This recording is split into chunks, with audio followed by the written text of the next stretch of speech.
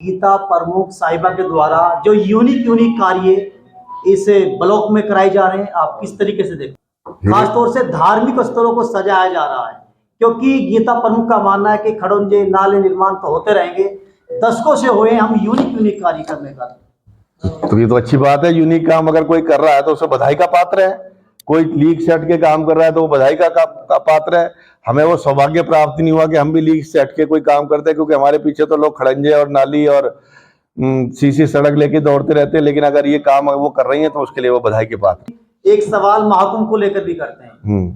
प्रतिपक्ष विपक्ष योगी सरकार को टारगेट करा कि महाकुंभ की व्यवस्था बिल्कुल जीरो है, और 12 साल पहले जो महाकुंभ आया था अखिलेश सरकार में, वो व्यवस्था महामंडलेश्वर खुद कह रहे कि इससे बेहतर थी।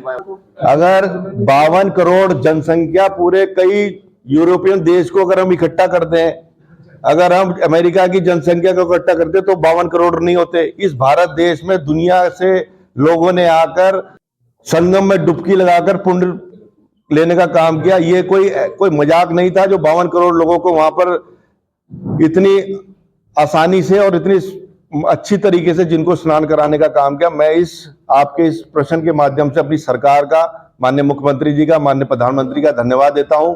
आज हम लोग छाती चौड़ी कर कह सकते हैं कि भारत के पास इतनी क्षमता है, भारत के पास इतनी ताकत है कि वो 52 करोड़ लोगों को भी एक स्थान पर ले जाकर, जो एक सदी में कुंभ आता है लगभग 140 साल बाद, हमारे प्रमुख साहब इसका जीता जाता उदाहरण है। ये खुद अभी स्नान कर आ रहे हैं। हमें अभी मौका नहीं मिला, ना हमें बुलावा आया, लेकिन हम आपको ये बताना चाहते हैं कि ये एक बहुत बड़ा, हमारी सरकार का एक बहुत बड़ा, मैं कहूंगा, अचीवमेंट है कि 52 करोड़ लोगों को यहाँ पर बुलाकर उनको अच्छी तरह से उनका पुण्य कमाने का काम किया। मैं अपने मुख्यमंत्री जी का बहुत बहुत धन्यवाद, आभार। अभी मेंबर ऑफ पार्लियामेंट नगीना के सांसद चंद्रशेखर आजाद भीम आर्मी प्रमुख ने डबल इंजन की सरकार को कटघरे में घेरा है कि उत्तर प्रदेश में जहां धर्म का नाम लेकर सीएम योगी 2 बार चीफ मिनिस्टर बने, दलित समाज को संत गुरु रविदास जयंती की परमिशन नहीं दी गई। विधायक देवेंद्र निम जी क्या मानते हैं? कहां पे नहीं दी गई? ये तो सर पार्लियामेंट में कहा है चंद्रशेखर आजाद ने, उत्तर प्रदेश में नहीं दी। तो वो चंद्रशेखर बताएंगे कहां नहीं दी गई। हमारे यहाँ तो कोई ऐसी परमिशन की कोई दिक्कत ही नहीं है। सबने अपनी जयंती निकाली और 25 जयंती में तो मुझे जाने का सौभाग्य प्राप्त हुआ। यानी 25 जयंती में आप उद्घाटन में पहुंचे? हाँ, मैं गया हूँ। आपके सामने हमारी सरकार का जो बजट प्रस्तुत हुआ है उसके संदर्भ में अपनी बात रखेंगे।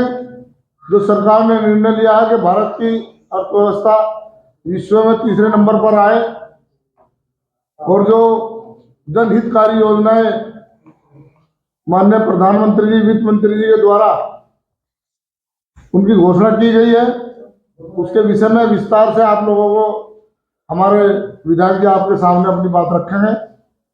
मैं निवेदन करूँगा माननीय विधायक जी, आप बजट के ऊपर अपनी बात रखेंगे, और सभी से निवेदन है कि शांतिपूर्ण रूप से सुने। आपके जो भी जवाब होंगे माननीय विधायक जी आपके प्रश्नों का उत्तर देंगे। माननीय विधायक जी। धन्यवाद अध्यक्ष जी।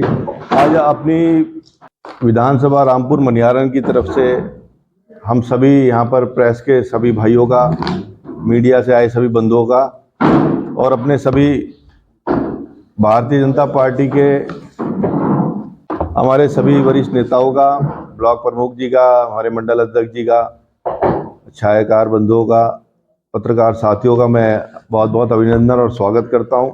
और ये आज हमारे संगठन के द्वारा जो निर्देश हुआ है कि सभी विधायक अपनी विधानसभाओं में जो हमारा केंद्र का बजट है 2025-26 का, उसके संबंध में हमें एक प्रेस ब्रीफ जारी करनी है, एक प्रेस वार्ता करनी है।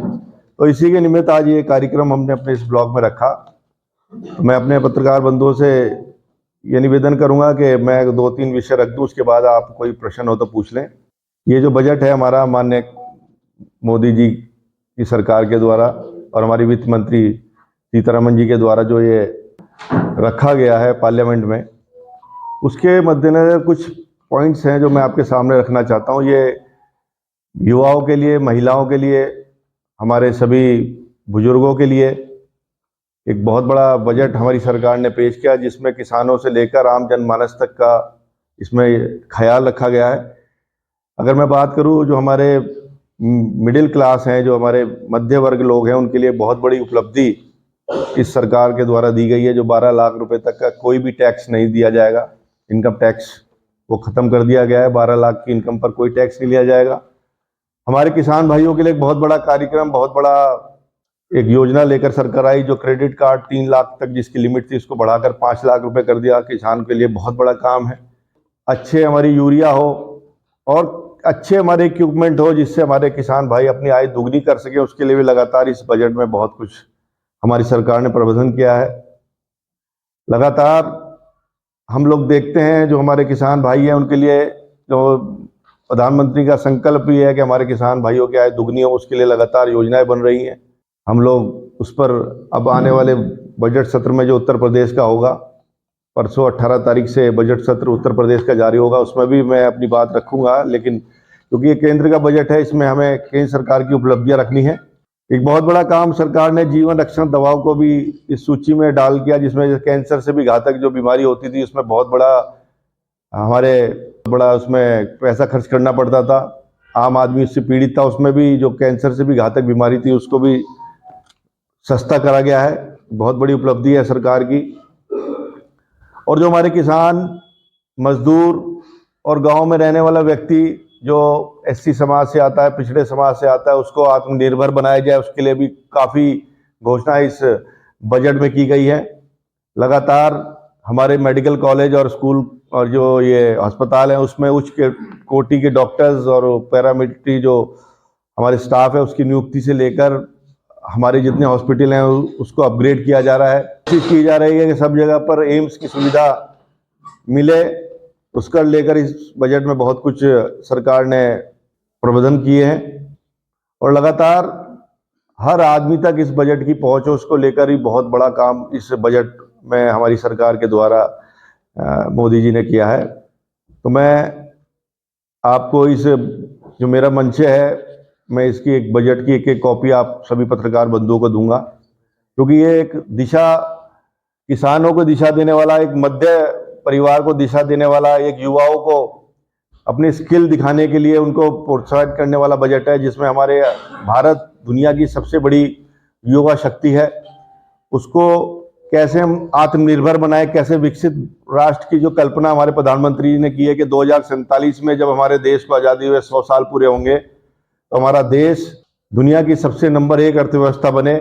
आज हम तीसरी अर्थव्यवस्था की तरफ जा रहे हैं, लेकिन हमारे प्रधानमंत्री जी का संकल्प है, जैसे भारतीय जनता पार्टी का एक संकल्प होता है, जब हम लोग बजट उसमें जब हम लोग चुनाव में जाते हैं तो हम घोषणा नहीं करते कि हम घोषणा करते हैं कि हम ये करेंगे, हम वो करेंगे।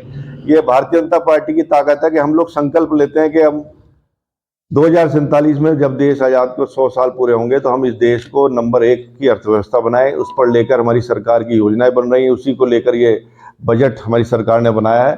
और हमें पूर्ण उम्मीद है कि जिस गति से आज हम लोग तरक्की कर रहे हैं, जिस गति से आज दुनिया में प्रधानमंत्री जी का नाम हो रहा है, भारत का नाम हो रहा है, और हमें इसमें कहीं पर भी कोई कहने में गुरेज नहीं है कि हम 2047 में दुनिया की नंबर 1 अर्थव्यवस्था बनने जा रहे हैं, क्योंकि हमारे पास युवा शक्ति है और हमारे पास वो टैलेंट है जो दुनिया में किसी के पास नहीं है।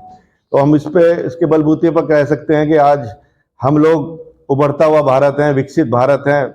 और आज हम किसी भी क्षेत्र में, चाहे वो खेल के क्षेत्र हो, चाहे साइंस का, टेक्नोलॉजी का क्षेत्र हो, हम किसी भी क्षेत्र में कहीं पर पीछे नहीं है, क्योंकि आज सबसे ज़्यादा हमारे यहाँ पर हाईवे का निर्माण हो रहा है, सबसे ज़्यादा हमारे यहाँ पर एयरपोर्ट्स का निर्माण हो रहा है। हम बड़े बड़े मिसाइल्स का रोज परीक्षण कर रहे हैं, नए हम लोग नए डिज़ाइन के जेट और एयरफोर्स के जो हमारे प्लेन हैं उनका निर्माण कर रहे हैं। तो लगातार हर क्षेत्र में भारत कहीं भी पीछे नहीं है। आज भारत की तरफ आंख उठाने की किसी की जरूरत नहीं है, ये सब हमारी मजबूत सरकार की देन है। मैं ज़्यादा ना कुछ कहते हुए, क्योंकि बजट में जितनी भी बातें मैं और बोल सकता हूँ, मैंने इसे संक्षेप करके इसे अपने एक पत्र में प्रेस विज्ञप्ति के रूप में आपको दे दूंगा।